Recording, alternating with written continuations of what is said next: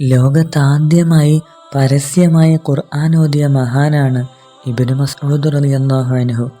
ഇന്ന് മഖാമു ഇബ്രാഹിം നിൽക്കുന്ന സ്ഥലത്ത് വെച്ചാണ് ഓതിയത്. മക്കക്കാരടിച്ചിട്ട് ബോധം കെട്ട് വീണുപോയി. ഈ ഖുർആൻ ഓതൽ കൊണ്ട് വലിയ ദറജ കിട്ടിയ മഹാനാണ്. പിന്നൊരിക്കൽ നബി സല്ലല്ലാഹു അലൈഹി വസല്ലമ തങ്ങൾ പറഞ്ഞു, എനിക്കൊന്ന് ഖുർആൻ ഓതി തരുമോ നിങ്ങൾ? നബിയെ, ഞാൻ നിങ്ങൾക്ക് ഓതി തരാനോ? അള്ളാഹു അത് ഇറക്കി തന്നത് തന്നെ നിങ്ങൾക്കല്ലേ നബിയെ?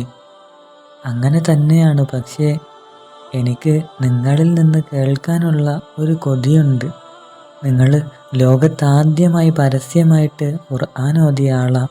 നിർബന്ധിച്ചപ്പോൾ ഇബ്നു മസ്ഊദ് റളിയല്ലാഹു അൻഹു ഓതാൻ തുടങ്ങി. അങ്ങനെ ഓതി കുറച്ചായപ്പോഴേക്ക് നബി സല്ലല്ലാഹു അലൈഹി വസല്ലമ തങ്ങൾ കരഞ്ഞിട്ട് വീണുപോയി. നമ്മൾ ചിന്തിക്കണം, ആരാ ഇത് ചെയ്തത്? നമുക്ക് ഖുർആൻ ഓതുമ്പോൾ നിയന്ത്രണം വിട്ട് കരച്ചിൽ വരാറുണ്ടോ?